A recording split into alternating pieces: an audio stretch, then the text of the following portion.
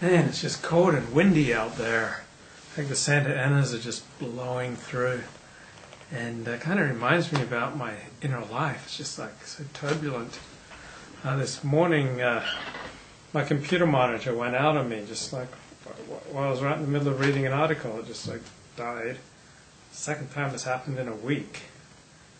And couldn't get the problem fixed till about 2 o'clock this afternoon. So for about 5 hours today, primary thing I've been thinking about it, my computer troubles. And this happens to me a lot. Like if my computer's not working right, or my web hosting for my websites is down, or my car's not working right, or I'm going to bounce a check or fail to make a credit card payment, or some extreme financial difficulty, I just like freak out. I'm like living in permanent freak out these days.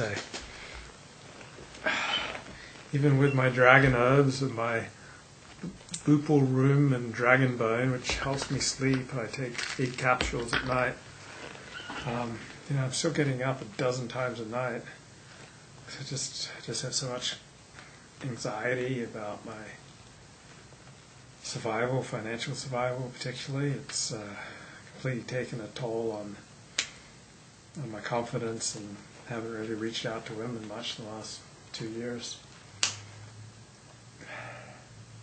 So, why do I get so obsessed? Because my computer's down and I can't think about anything else.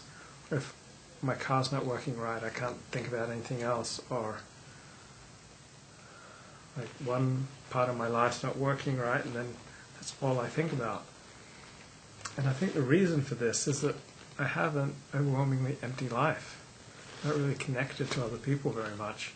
And so when these little things happen, I just freak out. And it's just a symptom of the emptiness of my life. Like if I was married with kids, integrated into a community, had all these responsibilities, then I'd be thinking about meeting my responsibilities rather than, my computer's not working. I was so moved last night. I was interviewing Alexander Technique teacher Bill Blake, and I asked him, how long till you thought, hey, I'm a good teacher? He said, well, I don't really think that way. As I go on teaching the technique, it's not that I'm thinking, I'm such a good teacher, but I'm learning that this work works. The principles of Alexander Technique, when applied, do yield results. And so it's not so much I'm growing in confidence in myself as a teacher, but I'm growing in confidence in this technique. And I was really struck by that because I've adopted a lot of great things, but then they kind of get subsumed by my grandiosity. I think, I'm so smart, I'm so great.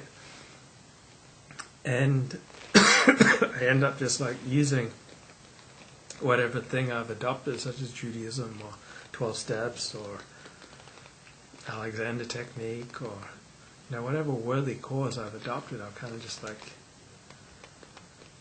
I've used it to promote myself. And so I often think, I want to be a great teacher of Alexander Technique, but the truest part of that sentence is that I want to be great. Like Alexander Technique's just a vehicle. And it's this like overwhelming thirst for grandiosity, which is really just a protection against shame that I'm not good enough, and a way to escape the loneliness of my life is by imagining I could be so grand, I could be so great.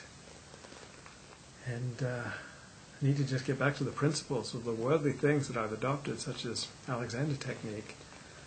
And just believe in the principles and practice the principles and teach the principles rather than just promoting myself so much. I have all these things I'm ostensibly devoted to, but have they changed me as much as I've used them to try to promote myself and to think I'm so grand?